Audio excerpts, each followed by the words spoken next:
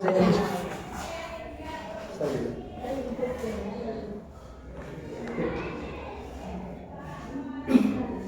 ये प्रकाश का अपवर्तन कल बताया था ना, प्रकाश का अपवर्तन का पूरा वीडियो भी डाल दिया गया था। आज बताएंगे प्रकाश के अपवर्तन संबंधित जो आंकिक प्रश्न होते हैं, ठीक है ना, जो एग्जाम में पूछे जाते हैं।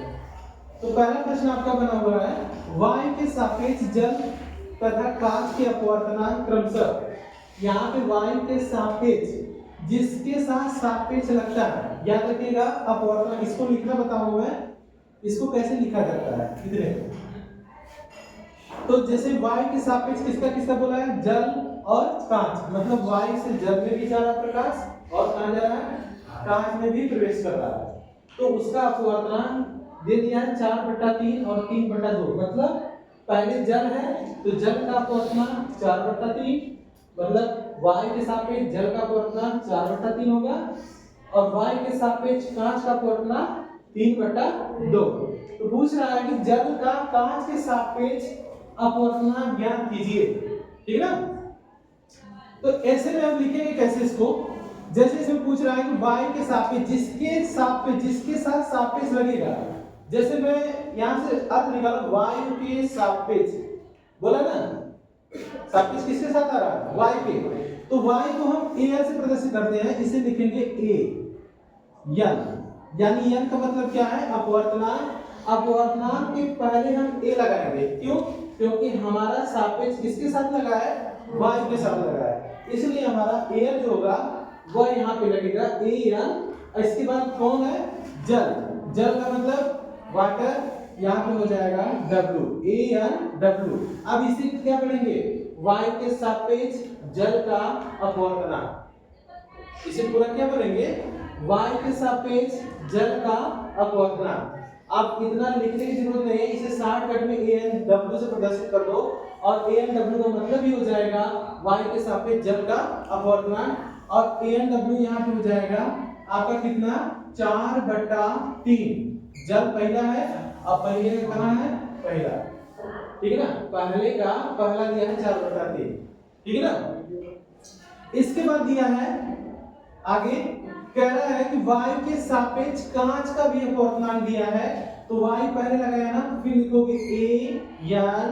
अब कांच का मतलब, कांच का इंग्लिश में क्या कहते हैं, ग्लास, ग्लास कहते हैं ना, और ग्लास को किससे प्रदर्शित करते हैं, जी से। ए एन जी बराबर कितना हो जाएगा, 3/2, ठीक है ना। यानी ये दो चीज आपका दिया हुआ है, दिया। आपसे पूछा है, आपसे क्या पूछा है, जल का कांच के सापेक्ष। अब देखो यहाँ पे अर्थ क्या निकल रहा है, जल का अलग कर दिया ना, कांच के सापेक्ष बोला है ना, तो किसके साथ सापेक्ष लगा रहा है, कांच के साथ ना। तो कांच का मतलब होता है ग्लास और इसका मतलब W, वाटर।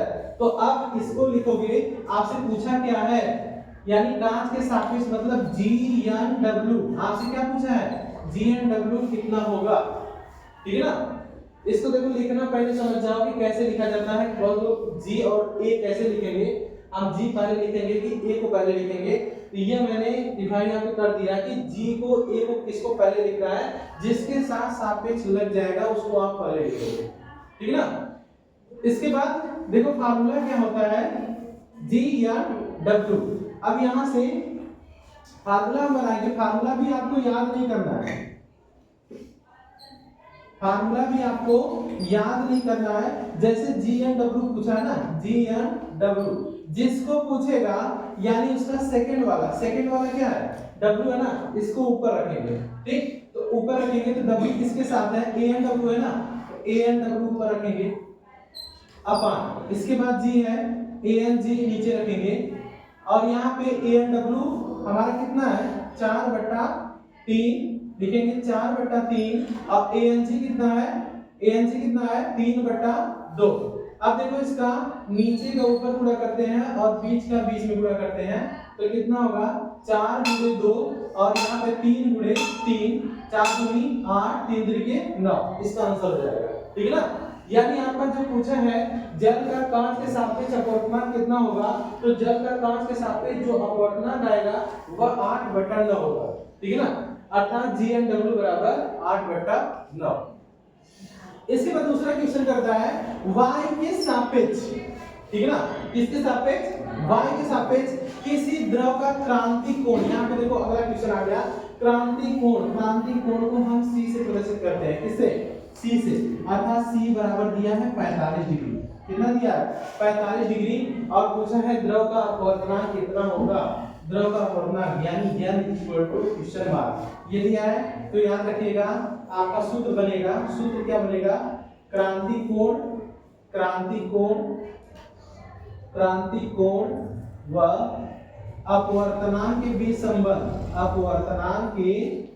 बीच संबंध, यानी यह क्वेश्चन भी आता है कि बीच संबंध क्या होता है, तो हमारा हो जाएगा n बराबर 1/sin c, ये इसका संबंध होता है।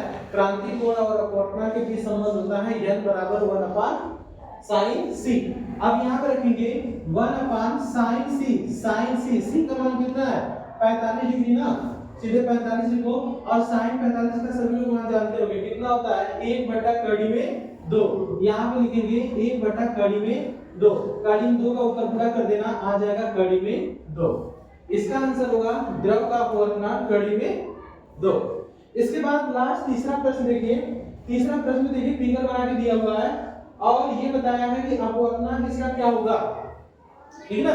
कल हमने बताया था कि यहाँ पे आई आर का मान पहले पता करो कि आई क्या दिया है, आर क्या दिया है। क्या यह आई का मान दिया है, नहीं, बिल्कुल नहीं, यह अभिलंब है। अभिलंब से जो किरण होकर जाती है ना, उसी के बीच यानी अभिलंब से सटा हुआ किरण के बीच जो कोण बनता है वह आई होता है और इसके बीच जो कोण बनता है वह आर होता है।